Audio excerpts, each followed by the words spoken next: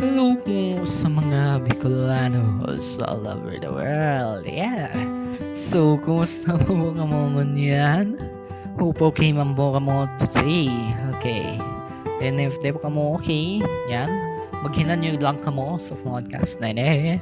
And hope I make your day happy again. Yes. And I'm your host for today. My name is John Meter Madera Negro.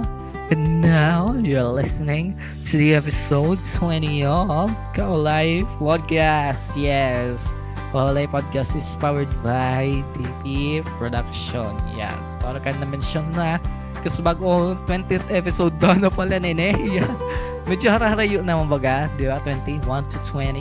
Yan, hararayo naman siya.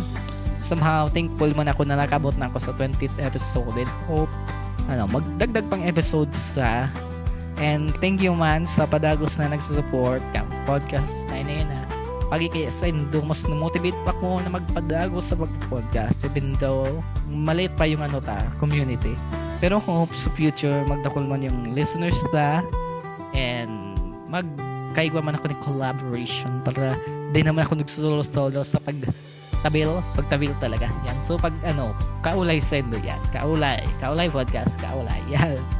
Nganing may kaulay naman ba kita, di ba? Magayon baga pag may kaulay kita, even though may problema, at least may masasabihin kita kang problema ta, di ba? Yan. So, ngunyan, featured Bible verse na kita. Guro mo dali yun yun. May kaya akong announcement Kaging episode, halos may mga announcement ako. Kaya yan, napahaloy kita. Pero yan, may ng announcement, pero okay lang. Okay, so featured Bible verse, guys. Okay, so ining Bible verse, guys, na gusto kong i-share sa Saindo is katabang talaga sa to pag may problema kita. Syempre, sa buhay, hindi lang up sa mayroon ding down. Kaya ba sa mga down na yan yung problems or if we feel, discouraged, di ba? Yan, so ano po kayong Bible verse makatabang sa to? Pag matita, down na kita, gusto ta na magsuko or feel ta grabe yung kahaditan ta.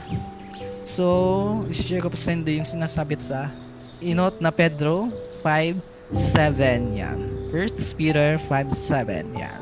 So English muna yung ibabasa ko. Sabi pwede, while you throw all your anxiety on Him because He cares for you. Yan. So sa Bicol translation, mantang ipinapasa nindo sa sayang gawas nindong kahaditan, ulitan nagmamakulog siya sa indo. Yan. So sa ano ba kaya, 'di ba sa life? Pero kana mention ko, grabe yung problemang inagihanta. Ang iba pwedeng problema sa financial, ang iba problema sa loob kang pamilya, pwedeng may kariribukan sa loob kang pamilya, syempre dahil naman may wasan or broken family. Ang iba man may dinidilsinda na negative thoughts or insecurities. Ang iba man pwedeng nagadanan. Iba-ibang klaseng problem talaga yung na-experience sa life, and gusto tanang sumuko, and pag mati ta magabaton yung darata. So namamati nindo yan, guys. So if yes, ano pa kayong itinutokdokan? 1 Peter 5:7 sa to. Yan, so pagmatik ta magabat na yung dara-darata o pagmatik ta magabat na literally sa daghan huli sa mga problema. Yan, so magdulok lang po kita kay Jehovah God. Sabihan ta sa iya yung namamatik ta, sabihan sa iya yung ikinakahadit ta, yung worries ta, and pagi man kaayan magigiinan kita, di ba? Pag halimbawa may magabat kitang dara, pag ipinasa ta na yan, di ba, may na yung gabat sa to. Yan. So, ano magkayan po kung ipapasa ta yung namamati ta kay Jehovah God. So, na kaya ta kay puhantang ipasa yung mga problema ta or yung feelings ta kay Jehovah God. And yan pwede ang simbag sa Bible verse mismo. Huli ta, nagmamakulog siya sa saindo. Yes, Jehovah God cares for us sa to. Ibindong hanib nakagibo kita ng pagkakasala, yan, may pagmukulog man siya sa to. Syempre, love niya kita. Kaya yan, guys, reminder na din inis sa to na pag may problema kita, magdulog lang kita kay Jehovah God. Sabihin ta sa iya yung ikinakahadit ta o yung problema ta na pag ikayan mag-ianaman kita. And pwede man siyang guys, magtaon ng answers. Yun. totoo talaga yun eh guys. Di ba ngunyan, i-share ko na sa Indo, like, paano kami, parang gipit man kami sa financial, pero thank kay Jehovah God dawa pa may mga brothers in faith kami na nagtabang sa samo. Yan, thank you very much talaga na taman sinda sa morning pangangay po may arukan kanon, tapos ka pamilya may nagbisita sindag di yan, taman sinda ning bagas tayo nga nito may man si Papa, kaya thank you very much talaga, and prove talaga yan guys na nagpapabaya si Jehovah God sa sato. Okay, yan, so yan po yung featured Bible verse for this episode, and hope may apply taman iyan sa buhay ta. Okay, tanda lang nindo pag may problema mag-pray, sabihan sa iya yun ng matiyanta. Okay, yan, so dininim ko sa pinaka-main topic ta for this episode. Yan, comfort cards, getting to know you version. Yan, ini naman yung gamitin ta. Yan, so ang category niya pala guys is life. Yes, life. And ini na po yung question for today's episode. Yan. So sabi pagdi, what age has been your favorite so far? What age has been your favorite so far? Yan. So kung gusto niyo guys mag-participate for today's discussion, mag-comment lang po kayo. Yan. So if akong hapon guys, age, hindi ko masabi. Pero kung ako kaya gusto ko year. Gusto ko talaga year. 2015. 2002 kaya ko. 2015 minus 2002. 13. Pero November kaya ako ipinangaki. Kaya mga 12 yan. Sige. So what age has been your favorite so far? 12 years old yan. Pada ako kito grade 6 ako kito. And magayon talaga yung buhay ko kito. Siyempre, may pa akong kahilang-hilang. Very energetic talaga ako ito guys. Tapos, may mga friends ako. Yan, sa mga homies ko. Kaso yan, hindi na namin nakikita ang isa't isa. Wow, wala na kaming connection. Ay, ganyan talaga. I miss those days. Pero yan, kan 2015 and 12 years old ako, diyan talaga yung golden moments sa buhay ko somehow. Yan, first of all, may akong hilang. Ikadua, may circle of friends ako sa school, which is very close talaga kami. Yan. And makusog yung band me. Tapos, at age of 12, nakaiba ko sa contest. Yes, environmental quiz. Kaso yan, medyo na-upset nga na isim sa muta. Sa banduang contest, di may aram na kaiba palang dapat kami. Sayang. Pero that's okay. Kasi somehow may naging achievement man ako. Kan grade 6 ako bago nakagraduate. Dawa sa rolan, di ba?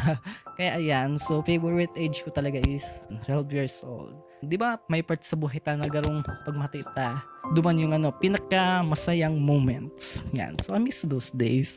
Tapos siguro dyan na din yung moments na kung saan transition ka mga smartphone, tablet, di ba?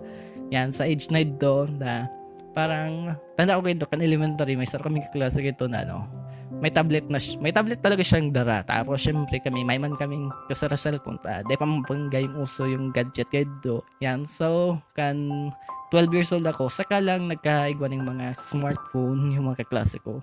Yan, tapos kan naman na ito, kan age man na ito, saka duman ako ginibuhan kang kaklase ko ng FB account na hanggang ngunyan yung FB account ko kan 2016 pala, ginibo sa FB ko 2016 hanggang ngunyan 2026 gamit ko pa siya. Yan, kaya yan, somehow gusto ko talaga ang age na 12 years old, golden age. Yan, ngunyan kaya pag mati ko, syempre adulting responsibilities, tas ngunyan problema. Yan, kaya pag mati ta, na-miss ko yung moment na ito. Pero tiga naman kita na dahil masyadong pag-isipon yung nga po dyan, yung nakaraan ang mangyayari, dahil nalugod kita maka-move forward, di ba? Okay lang na ma-miss yung class, syempre ito. Na-feel ko man yan, yun na ngayon may limitations ako. Nami-miss ko man yung dating ako. Kanto, nagagawa kong lahat, nagkikipaghabulan. Yes, I miss those days na may dakula kang circle of friends mo, kayang parang hawak mo, may ka pang limitation, and syempre nakikipaglaro ka pa sa labas. Yan. So far 12 years old is my favorite age. Yeah. I-flip na ng card na yun eh. Okay. So sabi, that golden age holds something in your heart recognized as special. Your favorite year shows when life feels most aligned with who you are. Yan. Tama naman baga. Parang duman sa age mga to, parang duman na din nahubog kung sisay ako, kung ano talaga ako. Kasi yan, kan huli man sa mga pangyayari sa ko, kan arrogant na experience ko, nabuli ako. Parang namu naman yung trust issues ko. Kaya na-miss ko man yung age na 12 years old ako na di pa ako masyadong may trust issues sa tao. Yan. So, yan po yung simbag ko for today's discussion yan. So, ano po yung simbag din do sa hapot na ini? What age has been your favorite so far? Mag-comment lang po kamo guys. Okay. So, dito na po nagtatapos ang episode 9 and hope nag-enjoy po kamo sa pag-listen. Okay. So, ano po yung masasabi nindo sa episode ta? Mag-comment lang po kamo. Okay. I'm your host po for today. My name is Don Peter Maderan Vlog. And hope magkasiri pa ng giraray kita sa susunod na episode. Bye-bye.